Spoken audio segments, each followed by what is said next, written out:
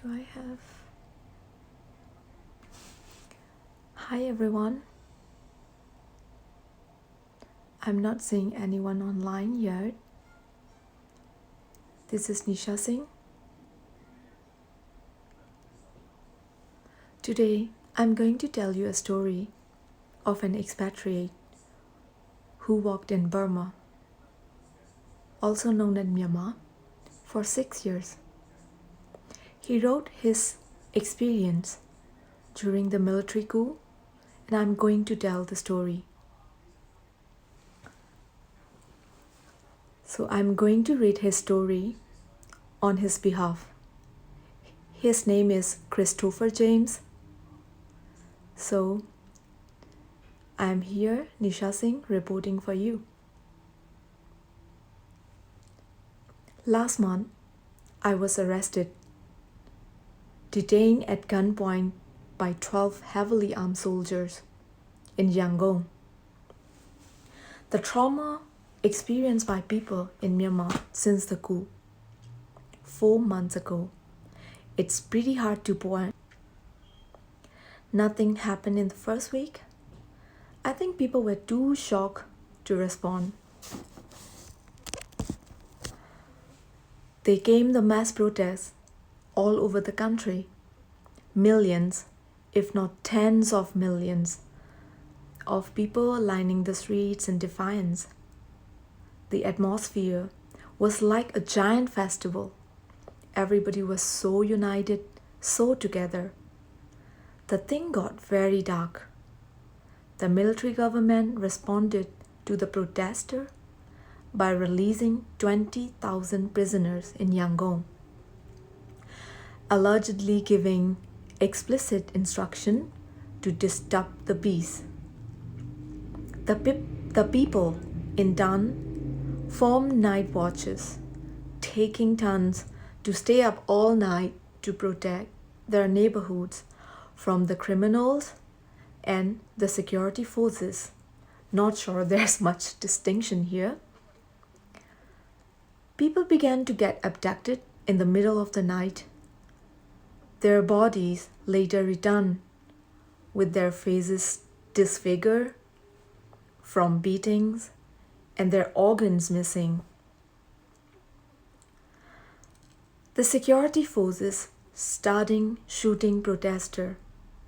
Professionally trained soldiers and policemen armed with automatic weapons firing into the crowds of people who try to protect themselves with handmade rear shields, One thing that I have noticed about the use of Facebook in Myanmar is how unfiltered it is. These murders were not abstract, distant. They were fucking real. I'm sorry for the language. Here I am reading the story for you guys. This footage was live streamed, reposted, and shared. I have seen blown open heads, blood-stained streets, children lose their lives, brutal stories of torture, rape, people literally being burnt alive. Videos of mothers screaming, wailing because their teenage son, who was going to be a doctor, got shot in the head. To be honest, I lost count of how many people I have seen die. It was a premeditated campaign of physiological terror perpetrated by state security forces on their own people. Absolute state terrorism. No other way to describe it. If this seems melodramatic, it is because it's hard to write about without being so. So that one day, I play football in the morning.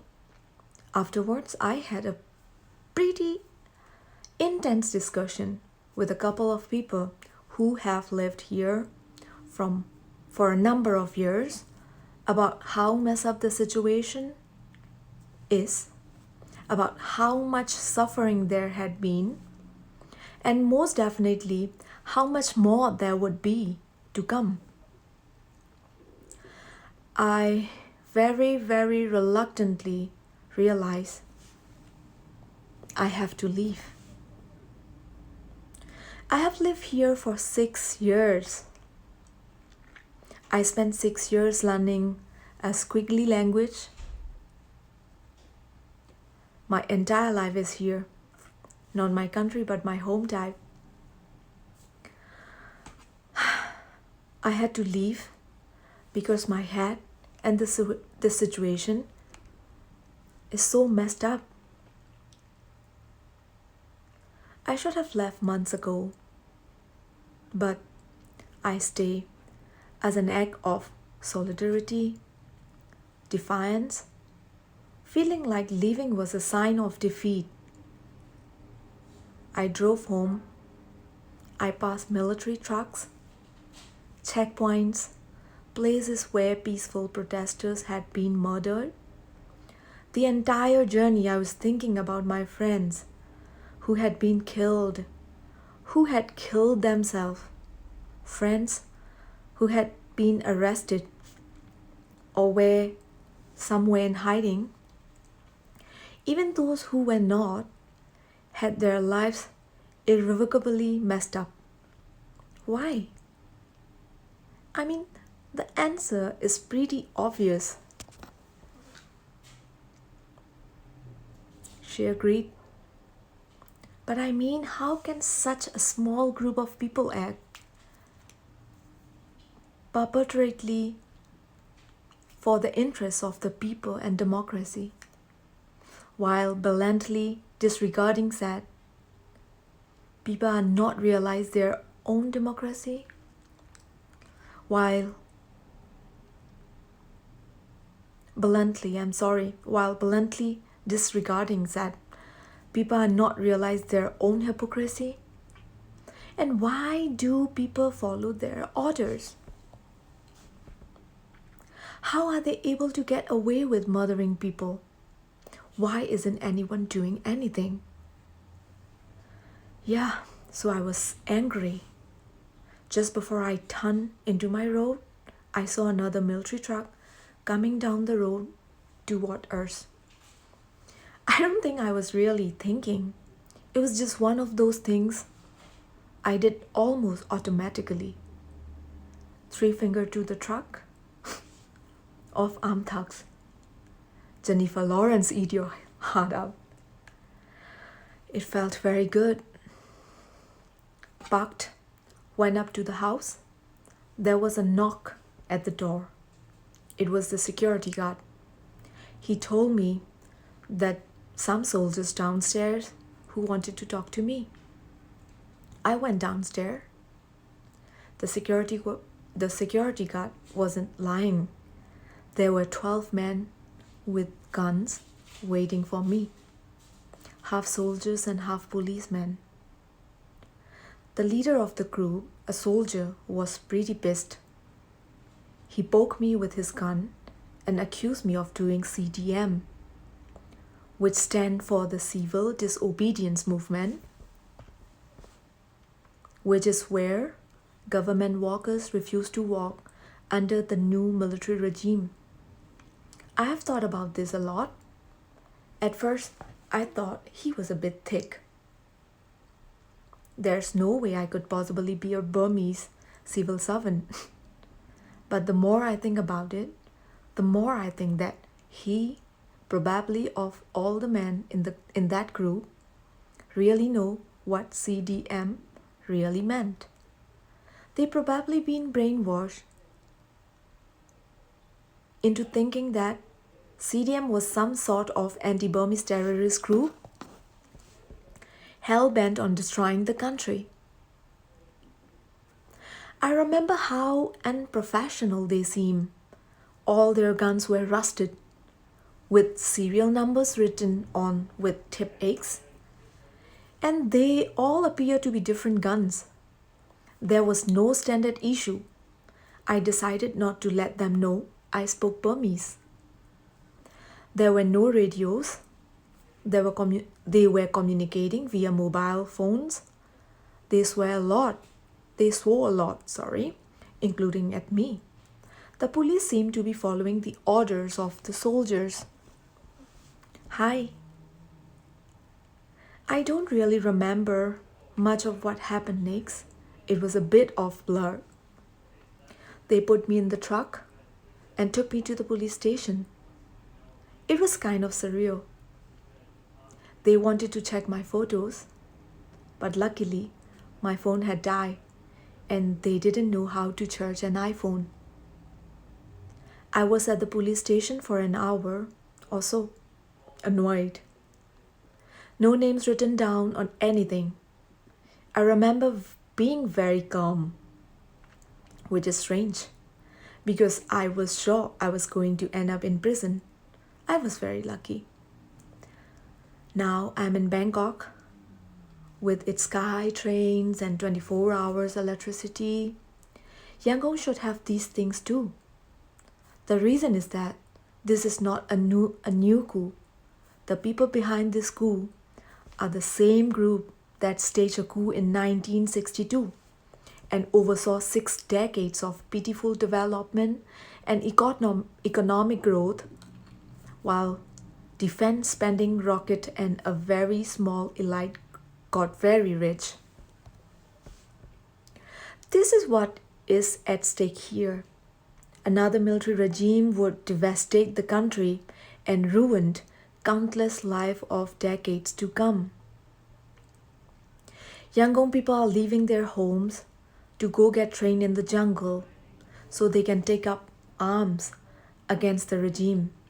Such is their determination to resist. I wrote this because I want people to know what is happening in Myanmar. Aside from the violence and trauma, the economy is on the edge of collapse. It will shrink by anywhere between 10 to 20%. INGOs are planning for humanitarian interventions, probably widespread famine. It's already increasingly difficult to get vital medication, including the most basic inoculations for babies. Gas prices are through the roof. The banks might collapse. All in all, it's very, very bleak. Please support however you can. Thank you, people. This is written by Christopher James. This is written by Christopher James, who walked in Yangon for 6 years. For that, Myanmar became his home, who had to leave the country because of the situation. So please, people, you can save Myanmar. Please, do something. Please, force your government to support Myanmar, to support NUG, National Unity Government, the public government, and the CRPH. Please help us. Please help us help Myanmar. We need you. We Myanmar need the war. Please. We'll be very grateful. Very, very grateful. And any of your help will be highly appreciated. Thank you so much, guys. Hope you all are having a good time. Bye bye. Till I see you all again. Actually, Instagram Live is new for me. I don't even know how to stop it. Okay, let me find out. Yeah. Hello, Shubhan Desai. Hi, everyone. How do I stop this now? How do I stop this now? How do I stop this now?